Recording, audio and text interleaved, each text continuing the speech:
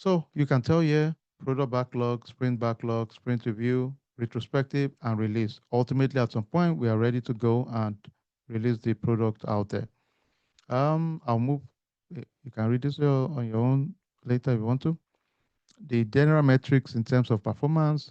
For now, let's even get it going. Velocity is just saying, you can tell here, if you look at this velocity here, it's just showing for every sprint, you can tell how many stories did you work on. And I'll show you guys in a bit how we size stories in Agile. For Agile, we use a method called Fibonacci, and I'll show you guys in a bit. It's simple, not a big deal. So what you do in that is simple. We're saying if a story is not complex, we score it one. There's 1, 3, 5, 8, 13, up to I think 35 or something like that. Most of the time, we try not to make you go beyond 8. Recommended, don't go more than 8. So that if a story is too big, we would rather break it down further than give it a big value. The reason is that the more complex a story is, the more harder it is to simplify it. So we don't want to get into that space. And I'll show you guys what I mean in a bit, okay? All right, let's talk about intro to user stories. Okay, very important, everybody. We're going to do this together if you don't mind. Can we say as a, I want to, so that, let's go real quick. I want you to see this thing in the middle as a, I want to, so that. So let's try it now and say, I'll create one user story on the fly, then I'll ask you to do the same thing. So let's say, as a passenger, I want to be able to book a seat so that I can have a good travel experience. So if you're in the airline business, you want to build a solution for a passenger, which is going to be one of our targets. So I'm saying, okay, as a passenger, I want to be able to blah, blah, blah. Then if I'm in the technical space, I may say I like to, let's say ChatGPT, right? I'm building a large language model like ChatGPT, and I want my customers to be able to prompt. I can say, as a user, I want to be able to prompt so that I can get result of my query, you know? So that's a user story there. Now you might ask me, why is this important? In the world of Agile, it forces us to be simple. That's all. So let me give an example. Let's see, can we all try this together if you don't mind? Can we all write a user story for GeoTeller? Any kind of user story. Let me give you an example. As a tourist, I would like to check for historic sites so that I can increase my knowledge. So can we all write a similar one real quick if you don't mind? Let's go. Let's go. Just write. Don't worry, there's no right or wrong. I mean, I'll just give you an example. So look at it. It says the format is as a role. I want what's the feature you want, so that what's the benefit to you. Can we all write that real quick if you don't mind? And type it. Let me see. Let's go. Just think about it. Let's do that for the next 1 minute. Think about it. It could be anything, but let's restrict to GeoTeller. You could tell me that as a user, I would like to be able to log in with my Google Mail so that it's easier to coordinate my experience in one location. Something like that. As a tourist or as a user, I want to. So think of any kind of feature. I want us to think as much as possible. Just think of anyone and just for GeoTeller. Whatever it is that comes to your mind, think about and create a user story real quick. Let's talk. Let's go. Let's say the first person. I like that. As a traveler, I want the voiceover to be indigenous so that I can feel a body is traveling with me. Love it. That's a good one, Gemini. Love it. Use that example. You can see what Gemini wrote there. That's brilliant. Love it. Yeah, that's a good one. So let's see. Everybody else, write yours. Write yours. Let's see your story. Just write any. And believe it or not, even before AI came in, this is what we do in Agile. It's a fun area because you're simplifying it to business language that anyone can understand.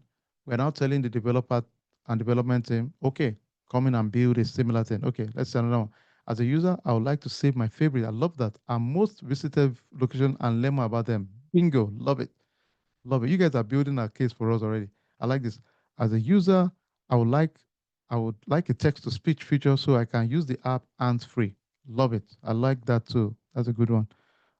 As a history enthusiast, I want to explore historic background of my current location. Great one, Bukumi also. Awesome. Love it. Okay, that's brilliant. I mean, but that's really what user stories are, honestly. That's it. It's the user stories we're going to put in our product catalog, backlog that we'll now start putting into sprint. That's it. Gemini, please capture these user stories, add them to some of our, so that we can track it because those are good features there. I love it. I mean, I think we added it already, but these are very easy, good stuff that we can enhance and build. This is awesome. Okay, so we get the gist, right? But that's really what user stories are in general terms. All right, so you can see here, we talk about roles, the feature, the benefit. Now, let me add one more thing that is always required when you are writing user stories in general terms. It's what we call acceptance criteria. Can we all type acceptance criteria real quick? Acceptance criteria. The reason we do that is we want to know that, okay, whatever I required of my user story, what are the scenario that will make me accept it? I mean, the honest truth is that the scenario you've already written it. I'm just going to write VT. VT means, can we all type VT? And I'll tell you what it means. Verify that. So if you tell me that, let's take one example. So for example, as a history enthusiast, I want to explore history background of my current location. I'll say verify that when I click on explore history background, it shows me history of my current location. That's all. So I'm just saying verify the same thing that is in my user story. That's what you're doing really. Now, the reason that's important is that for anyone that is a tester, you've made their life easy because all you are doing now is to say, oh, you've given them an acceptance criteria. That's all. And let me tell you the beautiful thing again. Let's even try it together. Let's use um, Theo's user story. Let me share my screen real quick. Let me share my screen now. You guys will see where I'm going with this. So let's use Theo's user story, right? I'm going to use this user story and put it in ChatGPT and ask it to create acceptance criteria for me based on this user story, right? So let's do that just as a fun stuff. Let me share my screen real quick because I think that'll be a nice one to kind of just show you guys the way we should think about it. So I can say using the below, the below user story, create acceptance criteria. So I'm just going to say this is the user story and look at the acceptance criteria. You know,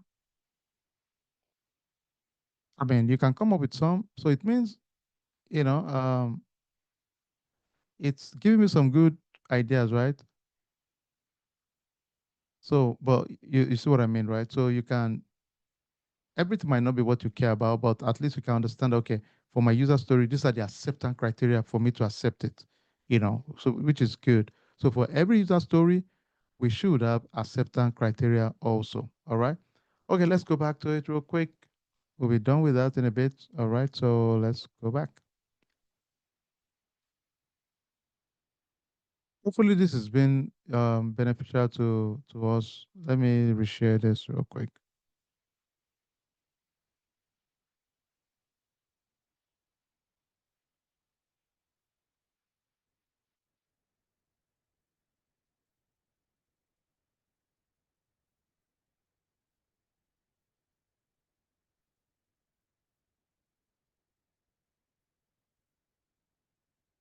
All right, let's go back. Hopefully you guys, can you see my screen now? Let's go. All right, so, okay, let's go back real quick. We'll be out of here in a bit. Another thing that is very important in user story to kind of gauge and guide us is we use the acronym INVEST. For your user story, it should be independent of any other extended user story. It should be negotiable. It means it should be flexible in terms of how it can be done. So, Chinley might ask you that, hey, for this requirement, instead of this, can we do this instead. So we can negotiate and talk about it, right? As long as we communicate it, it should be valuable. On its own, it should focus on outcome and value and the customer. It should be estimable. We should be able to estimate how long it will take. It should be small, not too overly complex. And it should be testable. Whatever you have in your user story, we should be able to test it. So can we type the word invest? Invest, everybody, real quick. Invest. INVEST. Invest. So it's a very popular, I mean, believe it or not, you guys are in the next 2 weeks, some of you, if life happens to you and you find yourself outside of uh, Africa mostly, you can leverage this to get a 6-digit job. I guarantee you. So take it serious, okay? There are top skills. I'm giving you guys the opportunity to explore. You know, so invest is a way to kind of mentally gauge yourself that okay, this user story should have this component in general. And this kind of reminded me, I had some years back, long time, I had some interviews, and these are questions that they will ask you that what are the key attributes of user stories, right? In an interview. Oh yeah, you just in my mind, I just say, okay, it should be independent, it should be negotiable, valuable, estimable. So that's why I'm telling you guys that so these are good skills. Sizing. Let's talk about sizing. In sizing, the only one I want us to put our effort is this one called Fibonacci sequencing. Can we all type Fibonacci? So Fibonacci is just a mathematical formula sequencing, but it's a popular one we mostly use. So you see they would ask you size a user story. You can size it 21, 13, 8, 5, 3, 2, 1. But what I would recommend is try not to go above 8, no matter how crazy or big the user story is. Let me give an example. Let me ask you guys, tell me what you guys think. Which one would be a bigger size? Integrating AI into Google Map so that AI can use avatar in Google Map to speak and give us direction versus creating user login with user ID and password. Which one would be more difficult to do? The first one or second one?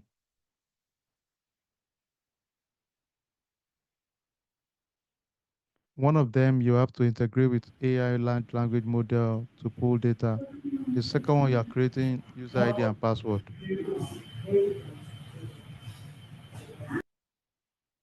Which one do you think will be more difficult to implement? Okay, I can agree with you. So now, if I ask you to size user story, the one that allows us to just create user ID and password in the system versus the one that includes integrating to large language model, if you were to score 1 to 21, remember we're not going to touch 13 and 21. If it's big enough to be considered for 13, then we should split that user story. We should break it down so that it can be smaller. So stick with 8. So if I ask you within 1 to 8, how would you rate the first one? Then the second one, how would you rate it? Let's see. Go ahead and rate. Okay. So integrating AI, how would you rate it? Are you giving it a 1, a 2, a 3, a 5, or 8? 8 means it's much more likely, takes more time, right? It's likely going to be more complex. It might require effort, more effort. So what do you think? I don't worry, there's no right or wrong, but just so when you're scoring a user story, this is what happens. You will debate a lot. What we do is that we put it in a now there's no 6. It's 1, 2, 3, 5, 8. So it has to be these numbers. So we will debate and ask you, we'll use the flashcard and say, okay, what do you score? So everybody will put their flashcard up. We use a flashcard. Then if yours is different from mine, we now start negotiating and say, why did you select 8? Why did you select 3? Then you explain to me your rationale. Then, if it makes sense, I'll probably agree with you. I'll say, this is why I'm thinking about this. Then the Scrum Master would agree and say, okay, well, since we all agree on this number, let's keep it at this number. But it's important. Don't overthink about the number I'm saying. All it's saying is to help us to know the weight behind that work. Because it means if it is carrying 8, I would expect it will take longer time, most likely, or it will take more effort, or it's more complex. There's a reason behind it. But if it's just to create a form that has user ID and password, we might say it's 2 or 3 because the effort is not a lot. Does that make sense? So that's the whole idea about it. So, okay, let's go. Story mapping. Many times we have visual organization, the collaboration planning, release planning. We just have a plan to kind of have a visual of the user story we are working on, the ones in progress, the one that is at the point of release, meaning we are ready to move it to production at that point in time.